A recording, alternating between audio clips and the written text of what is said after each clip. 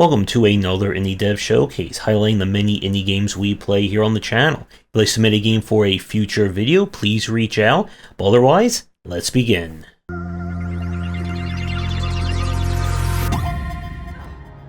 We're starting things off with the demo for Death Howl. This is described as a Souls-like deck builder, and the design certainly goes that way. We play a mother who has entered the afterlife in order to find the soul of their departed child. And in order to get them back, we are going to explore, grow in power, and fight off a lot of nasty creatures along the way. The structure of this one is quite interesting. Each area is made up of multiple points of interest, enemies, and resources. The various checkpoints essentially allow you to save, recover your health, and reorganize your deck. However, it respawns the enemies that you've already killed. So in order to progress down different paths, you need to decide kind of where you're going to start and which direction you're going to push into and try to take that as far as you can go. You will get access to different cards. You'll have a very limited deck that you'll be able to assign your various cards to. To get more cards, you must unlock them using the resources that you either gather from the environment or gain from killing enemies. And as you explore more of the world, you'll get access to different deck themes that will have, again, their own specific card styles, their own ways of playing, etc., etc. Combat itself is a mix of deck building and some light turn-based strategy, as you'll need to deal with the enemies having very specific patterns and behaviors, while trying to manipulate them and moving yourself around the board to get hits in, avoid hits yourself, and again, if you've played any kind of tactical strategy game, this should be quite familiar to you. And this is all done in a very haunting and moody style as well. The demo itself was quite interesting, and I believe that it is still available as of the time of recording this, and I was certainly enjoying it. If you're not a fan of deck building design, I don't think this game is going to win you over, but it reminds me in a sense of Inscription, in that it feels like a very different take on the standard deck building themes and design. So, if you're in the mood for some death-defying deck building, then definitely give this demo a try and keep an eye out for the main game. And now we go to something very different with Driving is Hard. This is a rage game where you play a man who is trying to prove that he can make something out of himself by fashioning a car out of a bathtub and driving up the world's wackiest mountain to do so. So if you've played any of the physics-style rage games over the years, then you should be quite familiar with what you're doing here. You'll need to maneuver across all manner of obstacles, and try not to fall and lose a lot of progress. The physics here are more arcade racer. This is definitely not going to be a Gran Turismo simulation. Your bathtub car can do anything that a bathtub car can do. You can drive, you can bounce, you can hover, and yeah, entirely doing all that. Now, kidding aside, the physics here are okay. Again, it's going for kind of like that very simulated physics and motion. So once you start going, it can be a little bit hard to stop yourself. And of course, by the time this video is out, people will have speed, ran, run, jumped, and bounce their way all throughout. But as far as the rage games go, it does feel decent enough to play that it's not as rage-inducing or as frustrating to play some of the other ones that we've seen. So I would recommend this one if you're in the mood for a bit of a rage, or I guess rage-light time while driving. And now we switch over to Biogun. When the president's dog has been infected by a strange virus, it's up to us to shrink down and try and save them and all canine kind in the process. This is a gun-based Metroidvania where you will run, jump, air dash, and pew-pew your way around the dog's body, collecting upgrades, fighting viruses and bosses, and more. The progression here is that you'll explore each part of the body, trying to deal with the viruses and lower the general infection level. As the infection level lowers, you'll be able to access more areas, grow in power, and rinse and repeat. The art style on this one is quite good. I love the colors and the kind of very bright aesthetic that the game has going for it.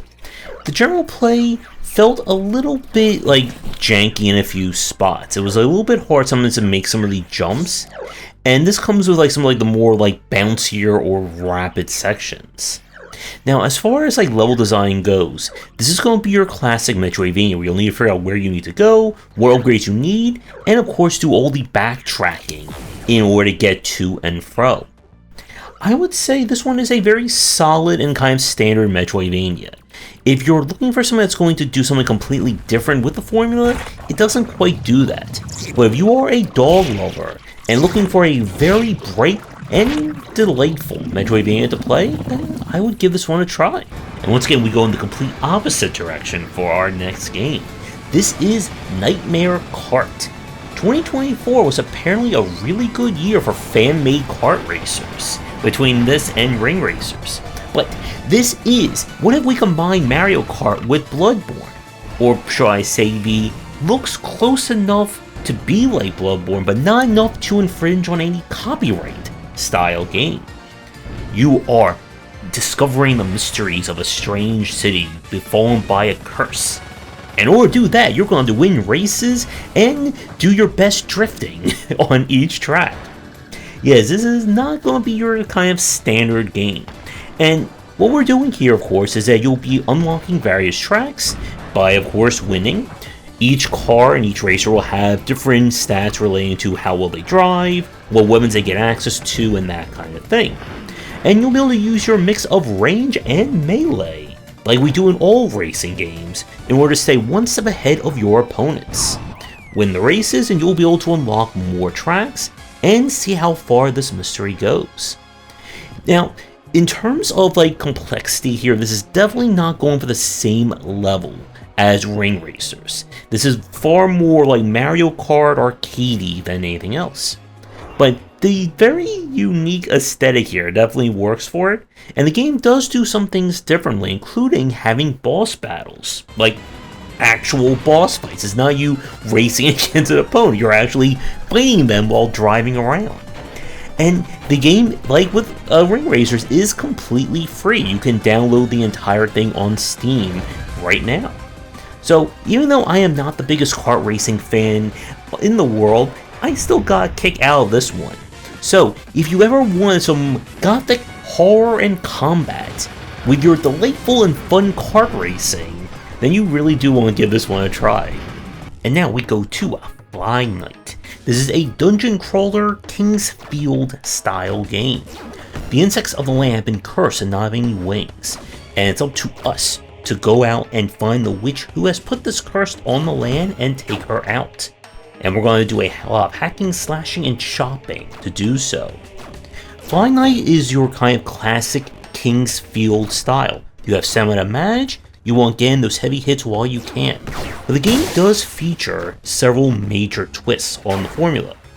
So the first one is that this can be played co-op. I think this is maybe like the first example of a co-op kind of King's Field dungeon crawler. So you and your buddy can go out into the land and start dealing with enemies. Combat is built heavily on locational damage.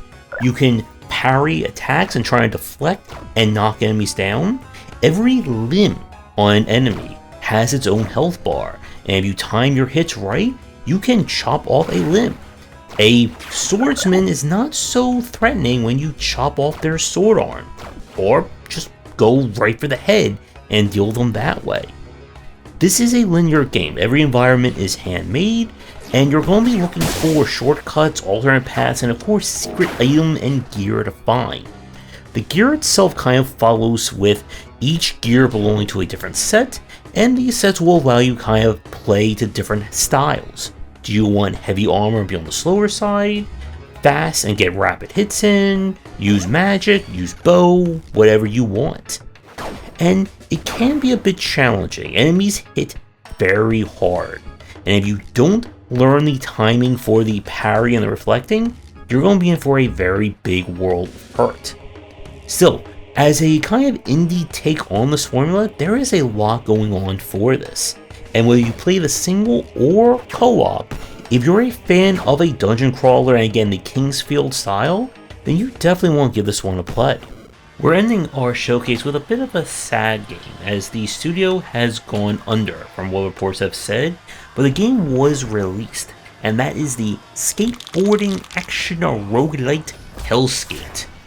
You are a demon, and you are going to have to try and rise up in the hellish world of skateboarding by hacking, slashing, and tricking your way through a variety of environments. Our gameplay here is essentially Tony Hawk meets action. You'll build up score that will allow you to unlock new abilities. In each area you have an objective to do, which is most often related to killing all the enemies. As you kill enemies and gain score, you'll be able to upgrade your character from different choices.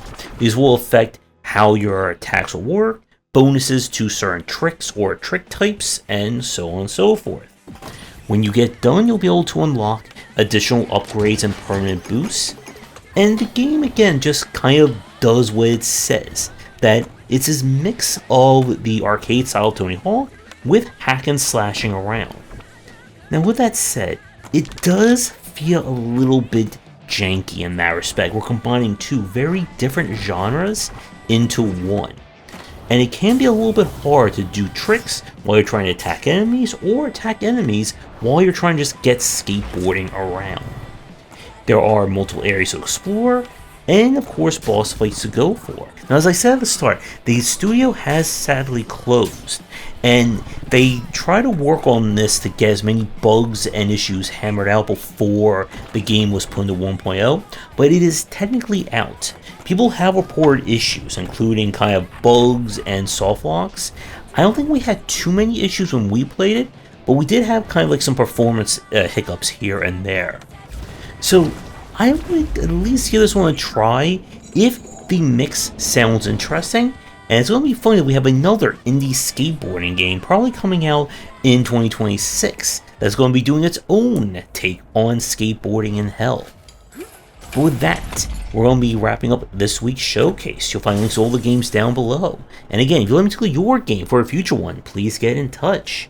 Thanks for tuning in, and see everyone for some more streams, indie games, and more coming soon. Thanks for watching, and a special thank you to our Patreon supporters. If you enjoyed the video, do the YouTubing stuff, be sure to visit our Discord and Patreon, and if you're interested in more in my thoughts on design, check out my game design books.